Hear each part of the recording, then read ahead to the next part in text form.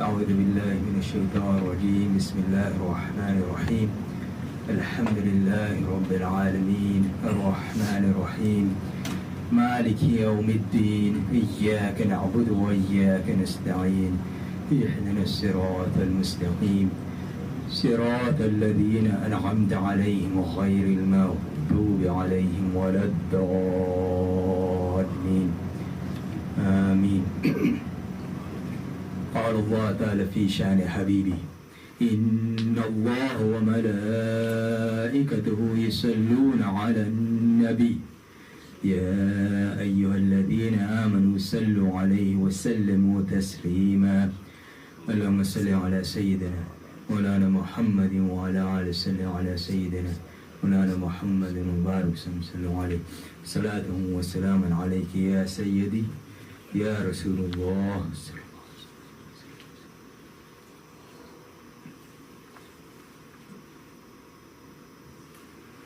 I'm going to continue a little bit of what I talked about last week. At least use that as a foundation, because people send you stuff, and you just kind of look at it and shake your head, or you listen to it and shake your head. At least you should, because a lot of what you get sent in 5 or 10 minute videos are things that are misleading or misguiding. And they're designed that way on purpose. It's not by accident. And we've talked about this before. It doesn't take any time to destroy something. This is the nature that Allah subhanahu wa ta'ala has created. If you want to destroy something, very quick. And we can see that through the storms, we can see that through war, we can see that in every way. It doesn't take much time. For those who were here, 2 years ago, 15 minutes, and a large portion of the city was wiped out, devastated. They're still rebuilding things. And this is in everything. Same thing with Iman. To build it takes time and effort. To destroy it, it doesn't take anything. So, so if somebody sends you a short video, just be very careful. As we said, we were talking about last week, Allah subhanahu wa ta'ala says in the Quran, in Surah Baqarah, أعوذ بالله من الشيطان الرجيم وعلم آدم الأسماء كلها. And we taught Adam al-Islam the names of everything. Okay. So this also, is to show the knowledge that Allah subhanahu wa ta'ala has given him. But he could have simply said knowledge, as we mentioned last week. But he specifies names. Because labeling things correctly is something that's very important. If you mislabel things, then your understanding of things changes. And this is, again, one of the fitnas of Dajjal. This is a trick that's been used for a long time, but now it's accelerated because of social media and all the other things, where people get instantaneous news, or information, where,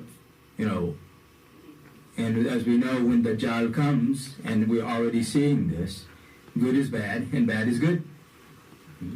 Right is wrong, wrong is right. And all of this mislabeling. And we see this, people are aware of this in many things, but there are a lot of other things that it's very subtle and it happens in. And it's happening. And so the same thing, and I'm going to come to a point where you understand why I want to give a kind of a technical part first. Kind of understand certain aspects or certain definitions to begin with.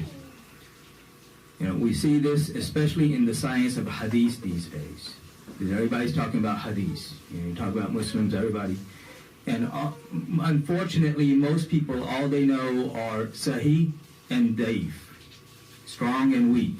And that's it. And their understanding of Daif Hadith is the same as Mawdu, meaning fabricated, which it is not. There's a huge difference. And we'll come back to this point. on just some basic aspects of hadith.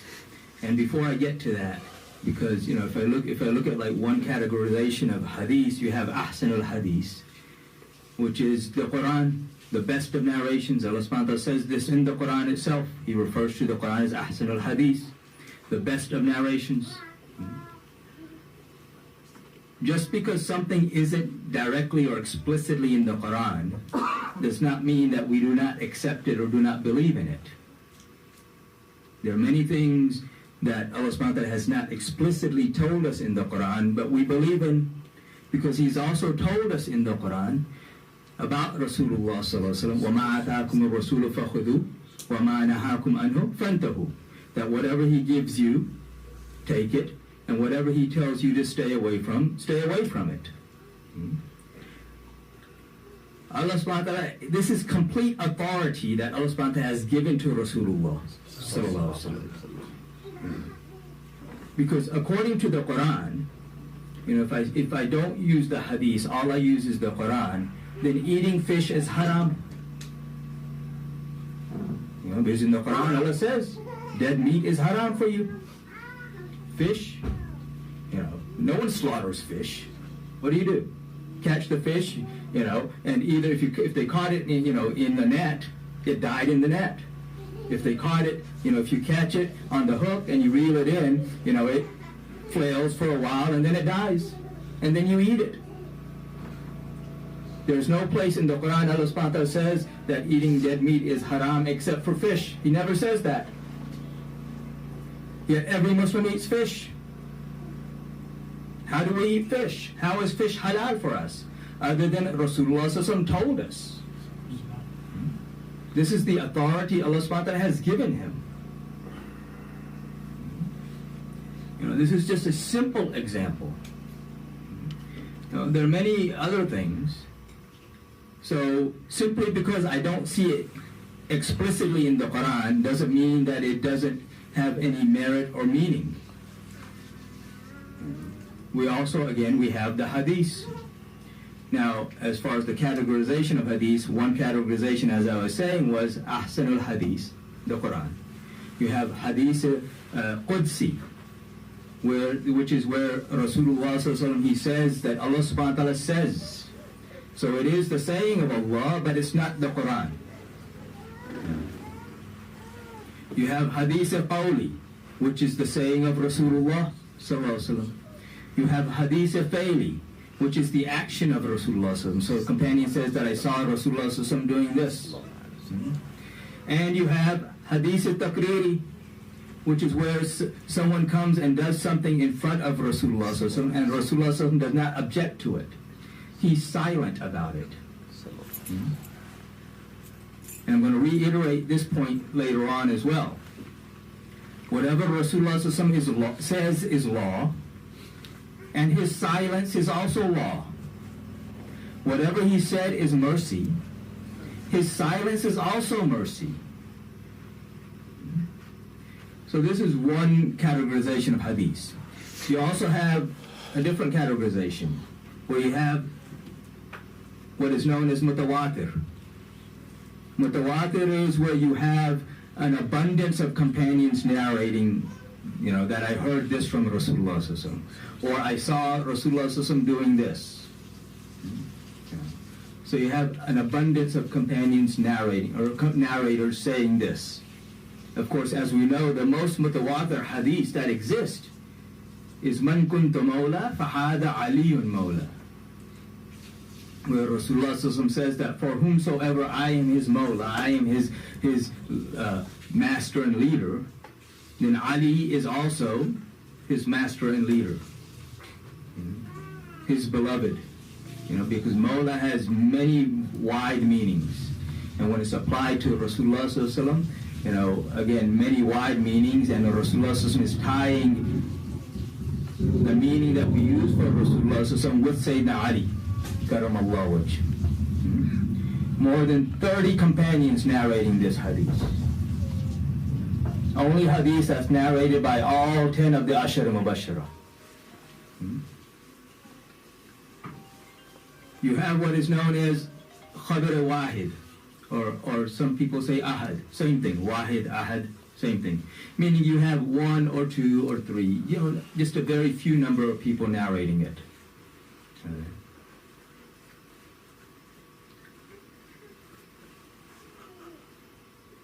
You also have the categorization where it's hadith marfu. Hadith marfu is where the companion, you have a chain of narrators, and then you have in the end the companion, tabi, someone who saw the companion, narrating it from a companion, from a sahabi, who said, narrating it from Rasulullah. This is hadith marfu. You also have hadith mursal.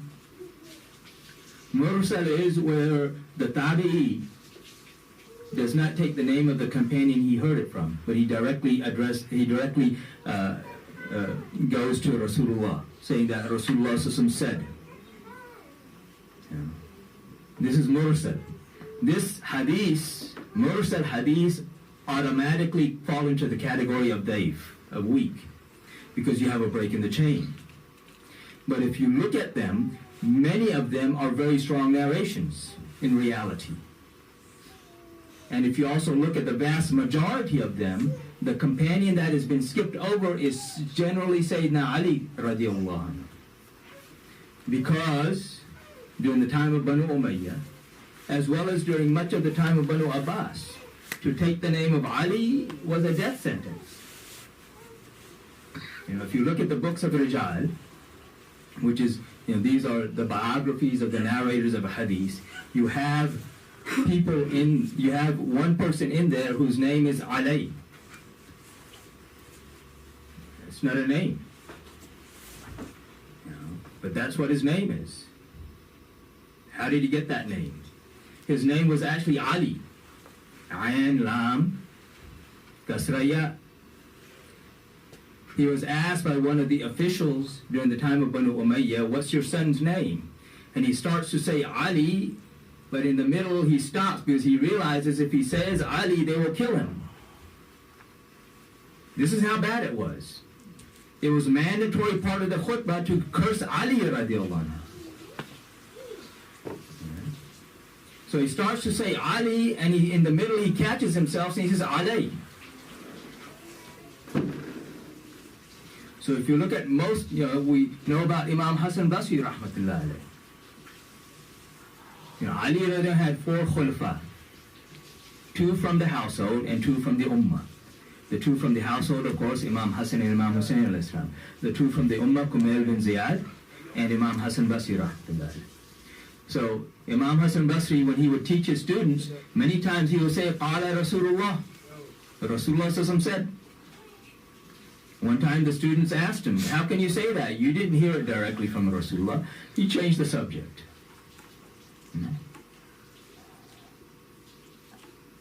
Another time they caught him again, asked him the same thing. He again changed the subject. Finally, the third time they said, we're not going to let him change the subject now. They caught him and they said, he says, look, he says, look, these narrations that I don't take the name of the companion, they're from Ali radiallahu anhu. And for me, hearing it from Ali is just like hearing it from Rasulullah sallallahu alaihi wasallam. But if I take the name of Ali, then there will be trouble. So if you look at the hadith of Mursal, the vast majority of them are in reality through Ali radiallahu anhu. And then you come to Sahih and Da'if and Hasan. So you have Sahih. Sahih is where you have the chain of narrators is complete, and no one in the chain is known to have been telling a lie or something like this. You do have differences as far as the definition of Sahih, like between Imam Bukhari and Imam Muslim. Imam Bukhari, you had to have proof that the 2 people had met. Imam Muslim, they simply had to have lived during the same time and been in the general area. Okay, so you have differences like this. Hasan is a little bit less than Sahih. There might be some question, there might be someone in there, that there's some question about, but for general purposes, it's solid. And then you have Daif. Daif is where, again, as I said, you have a break in the chain. Mursal hadith automatically become daif, even though, again, the reality may be very strong. You may have someone in there, okay, we really don't know about this guy, so we don't know if he had ever, we don't know much about him. Again, it becomes daif. You have somebody, okay, he never lied, but his memory wasn't that good. So again, it becomes daif. There are multiple reasons for a hadith to become daif. Daif is not the same as mawdu. Mawdu is fabricated. This is something that you look at it and, okay, this guy, he was, one of the guys in the chain, you know he's prone to making up stuff. Just pulled stuff out of his pocket and made it up. Or, and you got somebody like that, and then you have something in the hadith itself that contradicts everything that we know about the character of Rasulullah. It's interesting. Even before all of these categorizations started, Ali already told the people. He said, "O people, many narrations will come to you. But before you accept anything, make sure that it is in line with the honor and the status and the character of Rasulullah sallallahu alaihi wasallam. And if it is not, then don't even look at anything else."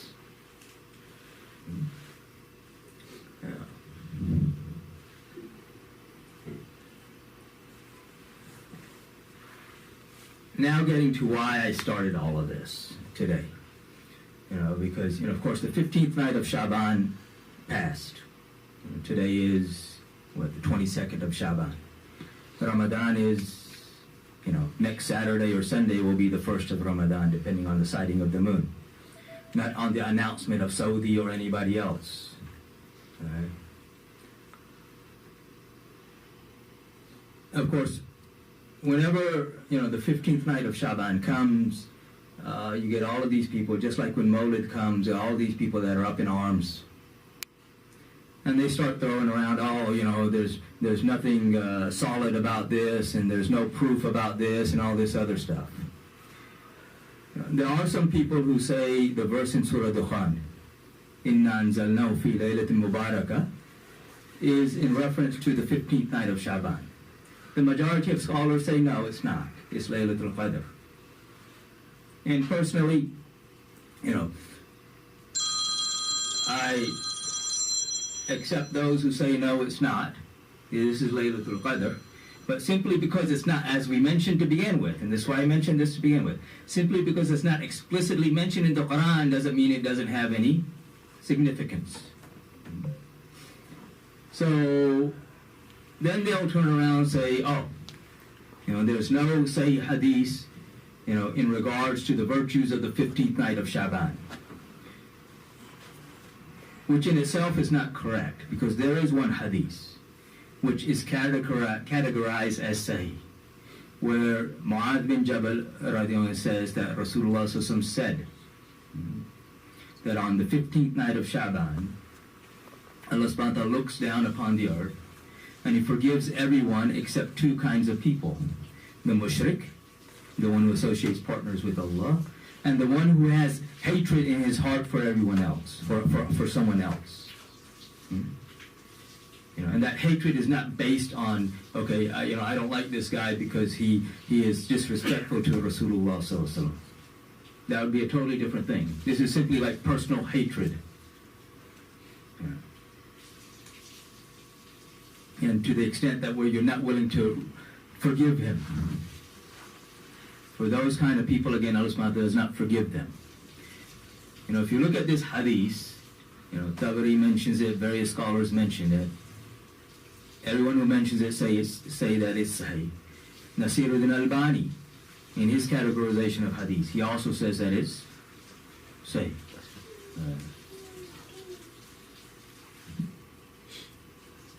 There are other narrations regarding the 15th night of Shaban. And we're not going to go into detail into those narrations, but one of those is interesting because one of those narrations is through, several of those narrations are actually through Ali, radiallahu anhu. One of them, if you look at the chain, you have the same people that are in Bukhari. Those same people in Bukhari are considered strong. But then when it comes to this hadith, they say, oh, this narrator is weak. Why? Because he's narrating from Ali. So that tells you it's not an issue with the night, it's an issue with Ali. I mean, that's what that tells you. But then you have so many other narrations, which I'm not going to go into. I'm going to talk about certain people. So you have a scholar who is Tabi'i, Ata bin Yasir, also known as Ata bin Ibn Abi Rabah. He was Tabi'i. He was born either late in the Khilafah of Umar radiallahu anhu, or early in the Khilafah of Uthman radiallahu anhu. If you look at him, he is the Faqih of Makkah. So he is the Faqih of Makkah. He has narrated hadith through at least 15 companions of Rasulullah, including Ibn Abbas, Ibn Umar, Aisha radiallahu anhum, and so many others. 15 at least. He is included in the narrators of Sahih Bukhari. So there are hadiths in Sahih Bukhari where he narrates from the companion narrating from the Rasulullah. He has many hadiths which Imam Malik includes in his Muwatta. And not only hadiths directly from a companion who heard from a Rasulullah, but there are many mursal hadiths through him that are included in Muwatta, where he says directly from Rasulullah sallallahu alaihi wasallam.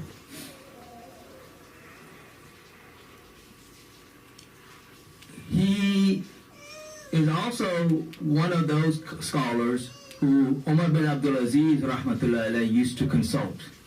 Whenever there were issues, fiqh questions, he would consult with him. He says that there are 5 nights in which the dua or the prayers are not rejected. The night of Jummah. Of course, the night in Islam is the night before. Okay, so the night of Jummah. The first night of Rajab. The 15th night of Shaban. And the 2 nights of Eid. Of course, he doesn't mention Laylatul Qadr in these nights because he's talking about the nights other than Laylatul Qadr, because everybody knows about Laylatul Qadr. He says that this is the night in which Allah subhanahu wa ta'ala decrees who's going to die for the rest of the year. And that list is given to Israel alayhi salam. This is also the night that all the other budgets are given to the various angels, including Mikael alayhi salam and all the other angels. He says it's interesting that a man marries and he does all of these things and he starts a business and all of this, and he doesn't even know that his name has been placed in the list of the dead on this night. This is what he says about this night. And again, these are scholars who don't pull stuff out of their pockets like people do today. There is a basis for him saying this. These are scholars who did not deviate from the hadith of Rasulullah sallallahu alaihi wasallam.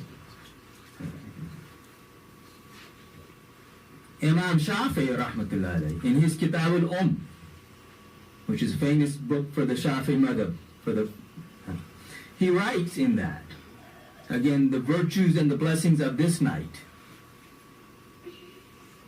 talking about, the qadr and being decided or being given to the angels, and the virtues of being up and worshiping and fasting during its day. Again, Imam Shafi'i is not a scholar who takes the hadith lightly. So if he's saying this, then he's saying this from the standpoint, of some backing behind it, not something weak. You have various narrations like through Ibn Umar, radiallahu anhu, talking about the virtues of this night. Through Aisha Siddiqa, radiallahu anha.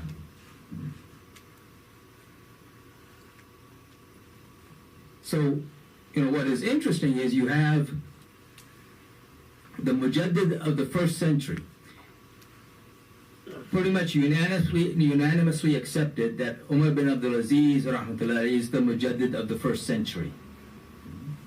So he relies on a scholar who writes about this night, that this is a virtuous night and a special night. Right? You have the mujaddid of the second century. Imam Shafi rahmatullah alayhi is pretty unanimously accepted as the mujaddid of the second century. He also writes about this night. And so what you get now is, you get these people who have no regard for the past, for those who came before. Because even if you look at this, Ibn Taymiyyah, who is way later, 700 years later, he also writes about this night. And he says, in his writing, he says that even though there are no, say, hadiths about this night, but simply the fact that the number of hadiths are so overwhelming, you cannot ignore it.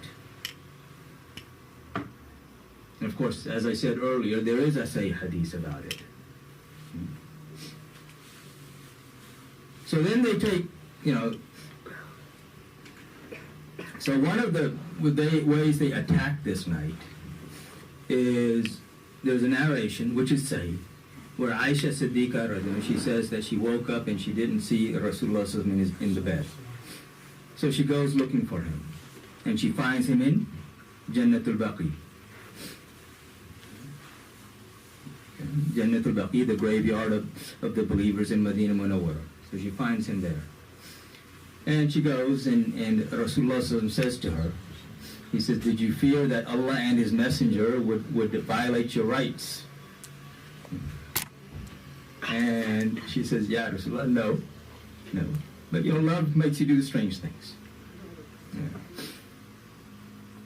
Yeah. And then, they go back. But she specifies that night was the 15th of Shaban. Simply her specifying, because this wasn't a one-time thing about him going to Jannatul Baqi in the middle of the night. And her looking for him. But her specifying on this occasion that it was the 15th tells you that there's something special about that night. Otherwise, she would have said, like in the other narrations, it was a night. But what these people do is they take this, because they flip everything around. Two things that they do. One is they'll mention that, he was asking, Rasulullah was there and he was asking for forgiveness. Which he was, but he was asking for forgiveness for the ummah. The other thing that they will do is they'll take this and they say, see, if there was any virtue in this night, then Rasulullah would have woken her up and said, get up and pray this night, it's a virtuous night. He would have had the other family members getting up and he would have woken up and told everybody, you got to get up and this is virtuous night. And he didn't, so it must not be a virtuous night, because he would have done that. This is how they say this. And when I first heard this argument, I thought to myself, I said, how stupid are these people? And then I realized they're not stupid. They're brilliant. Because the objective is to mislead people. And from that perspective, they're brilliant. And you say this to people, see how nice they talk. In Surah Araf, when Shaitan comes to deceive Adam a.s. and Bibi Hawa a.s., what does he say? Very nicely he says what? وَقَاسَمَهُمَا إِنَّ لَكُمَا لَمِنَ النَّاسِحِينَ. He swore. What did he swear by? He swore by the name of Allah. It's not mentioned in the Quran, but we know that through the Hadith. He swore by the name of Allah. That I am to you a sincere advisor.